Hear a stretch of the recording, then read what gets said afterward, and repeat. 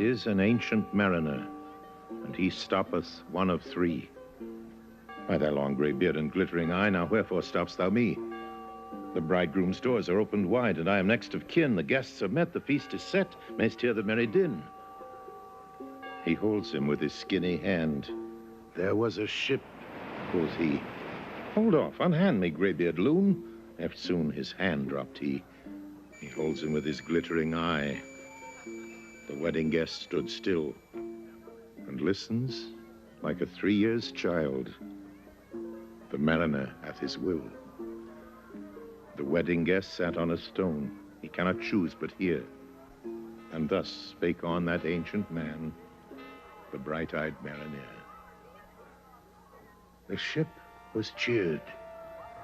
The harbor cleared. Merrily did we drop below the kirk, below the hill, below the lighthouse top. The sun came up upon the left, out of the sea came he, and he shone bright, and on the right went down into the sea. Higher and higher every day, till over the mast at noon. The wedding guest here beat his breast, for he heard the loud bassoon. The bride hath paced into the hall, red as a rose is she, nodding their heads before her grows the merry minstrelsy. The wedding guest here beat his breast, yet he cannot choose but hear, for thus spake on that ancient man, the bright-eyed mariner. And now the storm blast came, and he was tyrannous and strong. He struck with his o'ertaking wings and chased us south along, with sloping masts and dipping prow, as who pursued with yell and blow still treads the shadow of his foe, and forward bends his head. The ship drove fast, loud roared the blast, and southward we fled. And now there came both mist and snow, and it grew wondrous cold, and ice, mast high, came floating by, as green as emerald. And through the drifts, the snowy cliffs, did send a dismal sheen. Nor shapes of men nor beasts we ken. The ice was all between.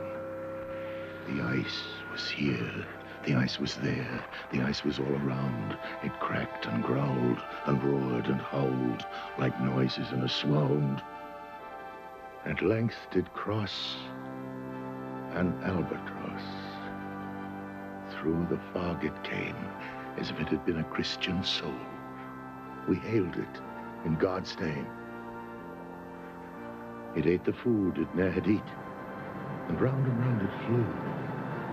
The ice did split with a thunder fit. The helmsman steered us through, and a good south wind sprung up behind. The albatross did follow, and every day for food or play came to the mariner's hollow. In mist or cloud, on mast or shroud, it perched for vespers 9, whilst all the night through fog smoke white glimmered the white moonshine. God save the ancient mariner from the fiends that plague thee thus. Why look'st thou so? With my crossbow, I shot the albatross. The sun now rose upon the right, out of the sea came he, still hid in mist, and on the left went down into the sea. And the good south wind still blew behind, but no sweet bird did follow, nor any day for food or play came to the mariner's hollow. And I had done a hellish thing, and it would work 'em woe. For all averred, I'd killed the bird that made the breeze to blow. Ah, wretch, said they, the bird to slay that made the breeze to blow. Nor dim nor red, like God's own head, the glorious sun uprist. Then all averred, I'd killed the bird that brought the fog and mist. 'Twas right, said they, such birds to slay that bring the fog and mist. The fair breeze blew, the white foam flew, the furrow followed free. We were the first that ever burst into that silent sea. Down dropped the breeze, the sails dropped down. 'Twas sad as sad could be, and we did speak only to break the silence of the sea.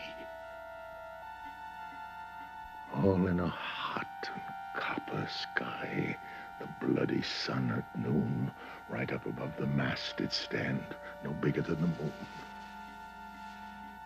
Day after day, we stuck, nor breath, nor motion, as idle as a painted ship upon a painted ocean.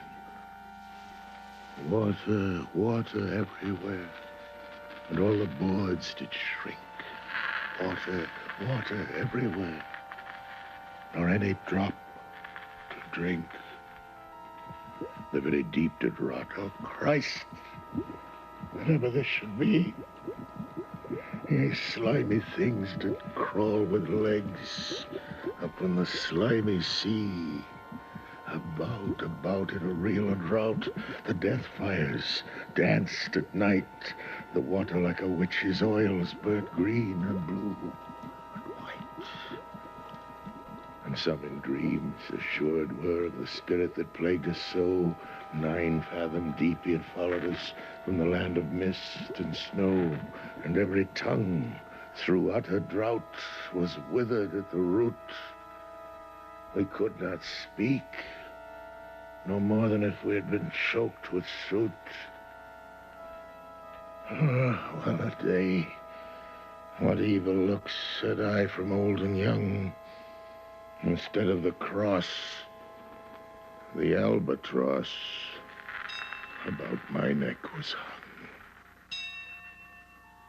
There passed a weary time. Each throat was parched and glazed each eye. A weary time, a weary time. How glazed each weary eye. When looking westward, I beheld a something in the sky. At first it seemed a little speck, and then it seemed a mist. It moved and took at last a certain shape I wist. A speck, a mist, a shape I wist. And still it neared and neared, as if it dodged a water sprite. It plunged and tacked and veered. With throats unslaked, with black lips baked, we could nor laugh, nor wail. Through utter drought, all dumb we stood. I bit my arm, I sucked the blood, and cried, "A sail, a sail." With throats unslaked, with black lips baked, agape they heard me call. Gramercy, they for joy did grin, and all at once their breath drew in, as they were drinking all. "See, see," I cried. "She tacks no more. Hither to work us wheel. Without a breeze, without a tide. She steadies, with upright keel." The western wave was all aflame. The day was well nigh done. Almost upon the western wave rested the broad bright sun, when that strange shape drove suddenly betwixt us and the sun. And straight the sun was flecked with bars. Heaven's mother, send us grace. As if through a dungeon grate he peered with broad and burning face. Alas, thought I, and my heart beat loud. How fast she nears and nears. Are those her sails that glance in the sun like restless gossamers? Are those her ribs through which the sun did pierce through a grate? And is that woman all her crew? Is that a death? And are there two? Is death that woman's mate? Her lips were red, her looks were free. Her locks were yellow as gold. Her skin was as white as leprosy. The nightmare, life in death, was she, who thicks man's blood with gold. The naked hulk alongside came, and the twain were casting dice. The game is done. I've won, quoth she, and whistles thrice. The sun's rim dips. The stars rush out. At one stride comes the dark, with forehead whispered o'er the sea. Off shot the spectre bark. We listened and looked sideways up. Fear at my heart, as at a cup my lifeblood seemed to sip. The stars were dim, and thick the night. The steersman's face by his lamp gleamed white. From the sails the dew did drip, till clomb above the eastern bar the horned moon, with one bright star within the nether tip. One after one with the star-dogged moon, too quick for the groan or sigh, each turned his face with a ghastly pang and cursed me with his eye. 4 times 50 living men, and I heard nor sigh nor groan. With heavy thump, a lifeless lump, they dropped down, one by one. The souls did from their bodies fly. They fled to bliss or woe. And every soul had passed me by, like the whiz of my crossbow. I fear thee, ancient mariner. I fear thy skinny hand, gnawed long and blank and brown. This is the ribbed sea sand. I fear thee and thy glittering eye, and thy skinny hand so brown. Fear not, thou wedding guest. This body dropped not down.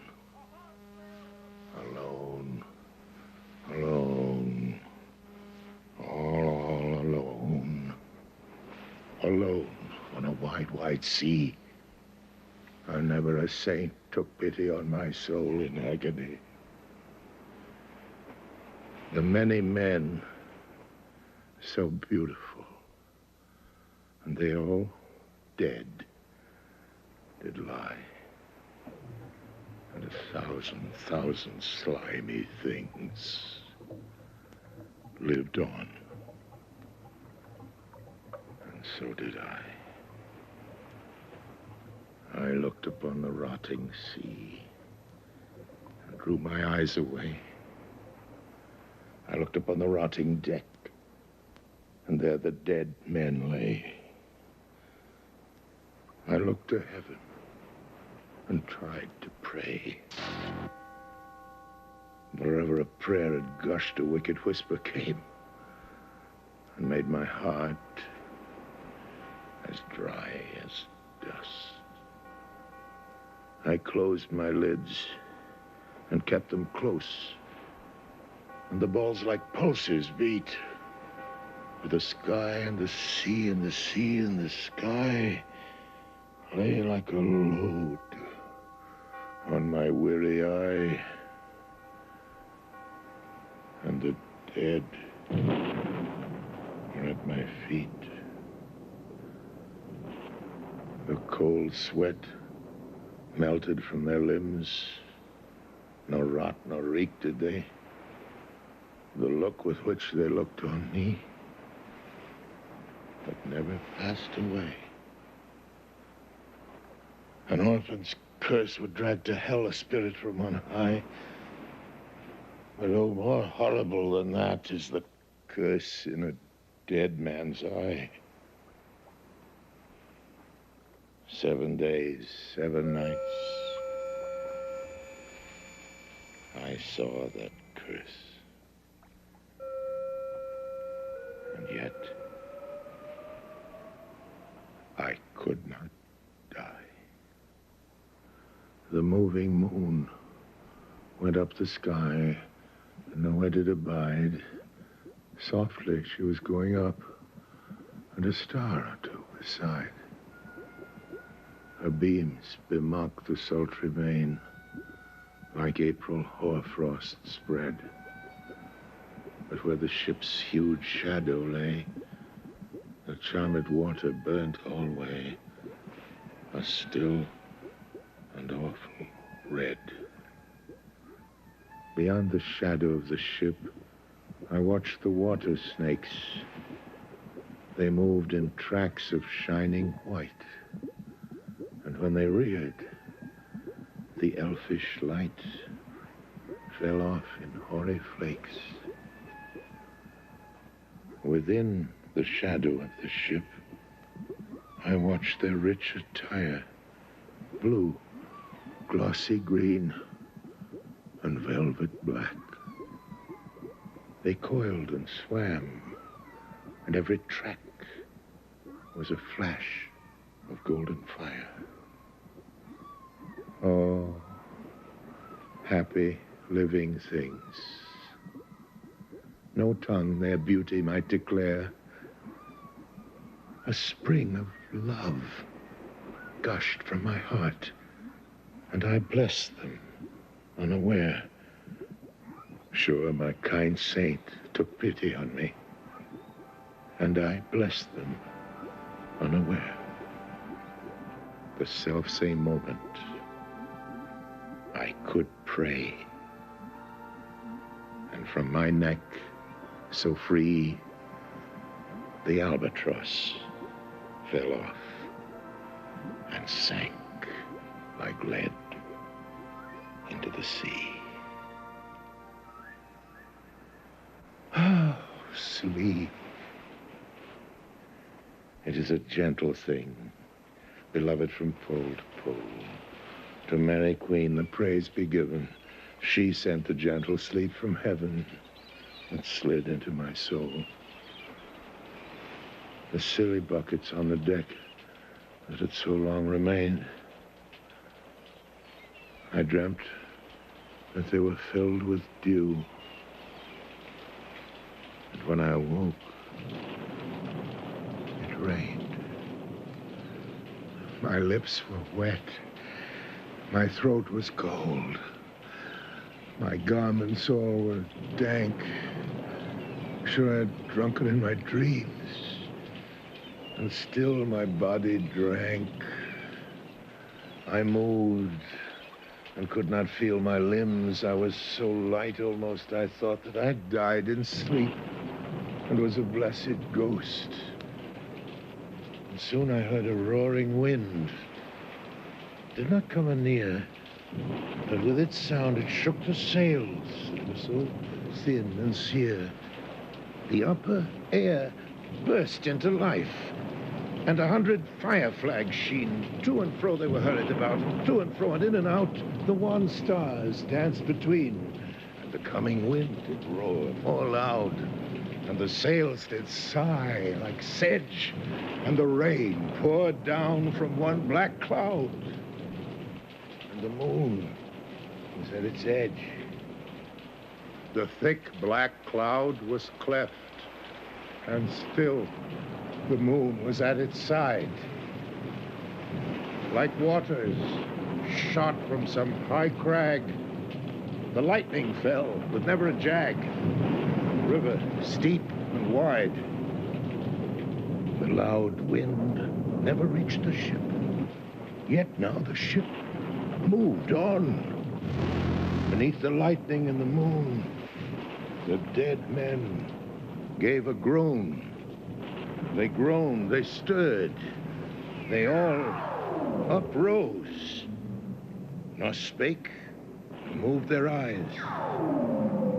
It had been strange, even in a dream, to have seen those dead men rise. The helmsman steered. The ship moved on. Yet never a breeze up blew. The mariners all got hooked the ropes where they were wont to do. They raised their limbs like lifeless tools. We were a ghastly crew. The body of my brother's son stood by me, knee to knee. The body and I pulled at one rope. But he said naught to me. I fear thee, ancient mariner. Be calm, the wedding guest. 'Twas not those souls that fled in pain which to their courses come again, but a troop of spirits blessed. For when it dawned, they dropped their arms and clustered round the mast. Sweet sounds rose slowly through their mouths, and from their bodies passed. Around, around flew each sweet sound, then darted to the sun. Slowly, the sounds came back again, now mixed, now one by one. Sometimes, a dropping from the sky, I heard the skylark sing. Sometimes all little birds that are, how they seem to fill the sea and air with their sweet jargoning. And now it was all like instruments, now like a lonely flute. And now it is an angel's song that makes the heavens be mute. It ceased, yet still the sails made on a pleasant noise till noon. A noise like of a hidden brook in the leafy month of June, that to the sleeping woods all night singeth a quiet tune. Till noon we quietly sailed on, yet never a breeze did breathe. Slowly and smoothly went the ship, moved onward from beneath. Under the keel 9 fathom deep, from the land of mist and snow, the spirit slid, and it was he that made the ship to go. The sails at noon left off their tune, and the ship stood still also. The sun, right up above the mast, had fixed her to the ocean. But in a minute, she began stir with a short, uneasy motion, backwards and forwards, half her length, with a short, uneasy motion. Then, like a pawing horse let go, she made a sudden bound. It flung the blood into my head. I fell down in a swound. How long in that same fit I lay, I have not to declare. But ere my living life returned, I heard, and in my soul discerned, 2 voices in the air. Is it he, quoth one? Is this the man? By him who died on cross with his cruel bow, he laid full low the harmless albatross. The spirit who bideth by himself in the land of mist and snow, he loved the bird that loved the man who shot him with his bow. The other was a softer voice, as soft as honeydew. Quoth he,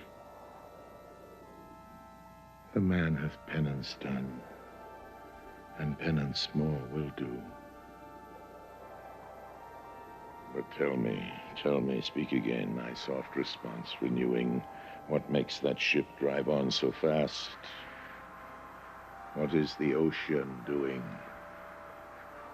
Still as a slave before his lord, the ocean hath no blast. His great bright eye, most silently, up to the moon is cast, if he may know which way to go, for she guides him smooth or grim. See, brother, see, how graciously she looketh down on him. But why drives on that ship so fast, without a wave or wind? The air is cut away before, and closes from behind. Fly, brother, fly, more high, or we shall be belated, for slow and slow that ship will go, when the mariner's trance is abated. I woke, and we were sailing on as in a gentle weather. 'Twas night, calm night. The moon was high. The dead men stood together. All stood together on the deck, for a charnel dungeon fitter, all fixed on me their stony eyes, that in the moon did glitter. The pang, the curse with which they died, had never passed away. I could not draw my eyes from theirs, nor turn them up to pray. And now this spell was snapped. Once more I viewed the ocean green, and looked far forth, yet little saw of what had else been seen. Like one that on a lonesome road doth walk in fear and dread, and having once turned round, walks on, and turns no more his head, because he knows a frightful fiend doth close behind him tread. But soon there breathed a wind on me, nor sound nor motion made. Its path was not upon the sea, in ripple or in shade. It raised my hair.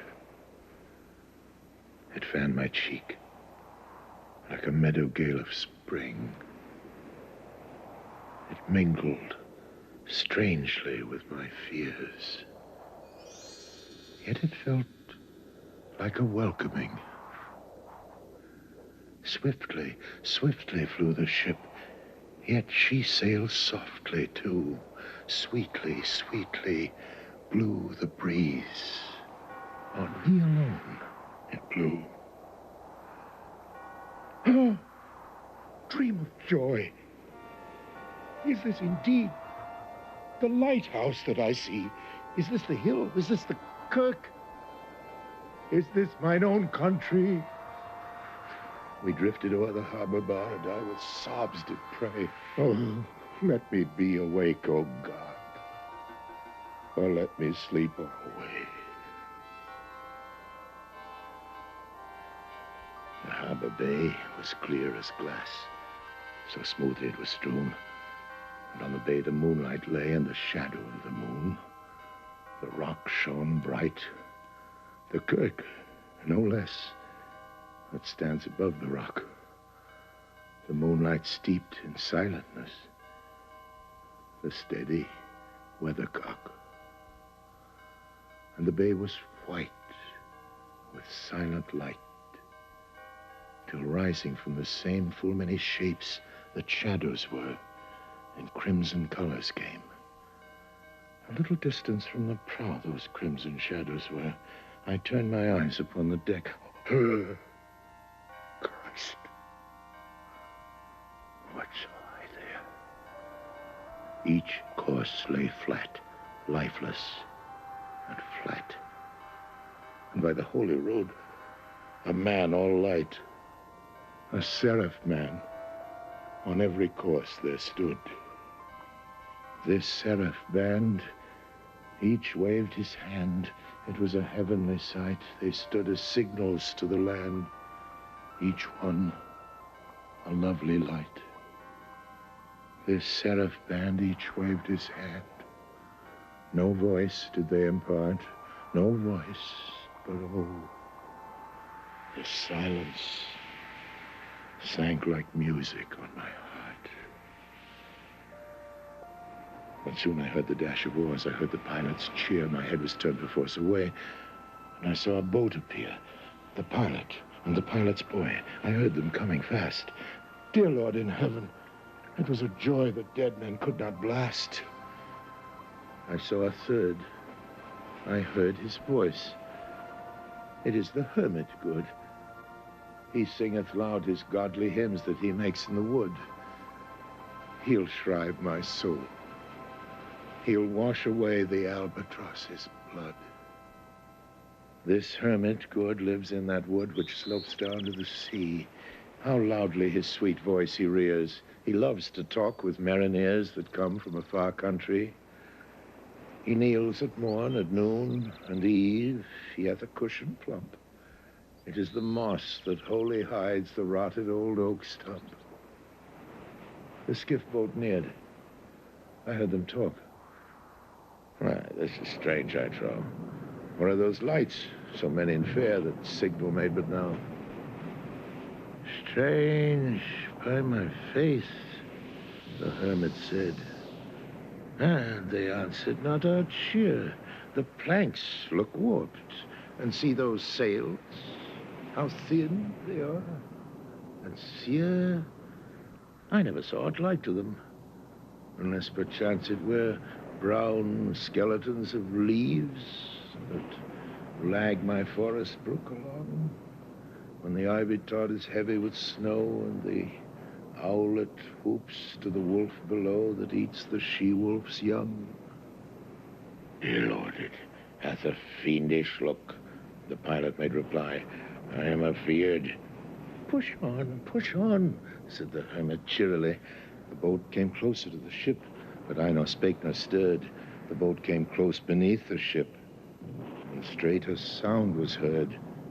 Under the water it rumbled on, still louder and more dread. It reached the ship. It split the bay. The ship went down like lead. Stunned by that loud and dreadful sound which sky and ocean smote, like one that hath been 7 days drowned, my body lay afloat. But swift as dreams, myself I found within the pilot's boat. Upon the whirl where sank the ship, the boat spun round and round, and all was still, save that the hill was telling of the sound. I moved my lips. The pilot shrieked and fell down in a fit. The holy hermit raised his eyes and prayed where he did sit. I took the oars. The pilot's boy, who noddeth crazy, go laughed, loud and long, and all the while his eyes went to and fro. Quoth he, full plain I see, the devil knows how to row. And now, all in my own country, I stood on the firm land. The hermit stepped forth from the boat, and scarce he could stand. Oh, shrieve me, holy man. The hermit crossed his brow. Say quick, quoth he, I bid thee say, what manner of man art thou? Forthwith this frame of mine was wrenched with a woeful agony, which forced me to begin my tale, and then it left me free. Since then, at an uncertain hour, that agony returns, until my ghastly tale is told. This heart within me burns. I pass like night from land to land. I have strange power of speech. That moment that his face I see, I know the man that must hear me. To him my tale I teach. What loud uproar bursts from that door? The wedding guests are there. But in the garden bower the bride and bridesmaids singing are, and hark, the little vesper bell, which biddeth me to prayer.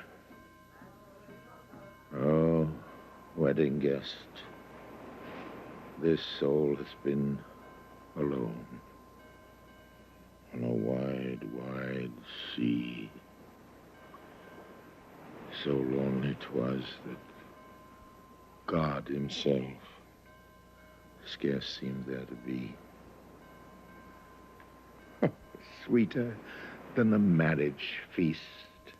'Tis sweeter far to me to walk together to the kirk with a goodly company, to walk together to the kirk and all together pray, while each to his great Father bends, old men and babes and loving friends and youths and maidens gay. Farewell, farewell, but this I tell to thee, thou wedding guest. He prayeth well, who loveth well both man and bird and beast. He prayeth best, who loveth best all things, both great and small. For the dear God who loveth us, he made and loveth all. The mariner, whose eye is bright, whose beard with age is hoar, is gone. And now the wedding guest turned from the bridegroom's door. He went like one that has been stunned and is of sense forlorn. A sadder and a wiser man, he rose the morrow morn.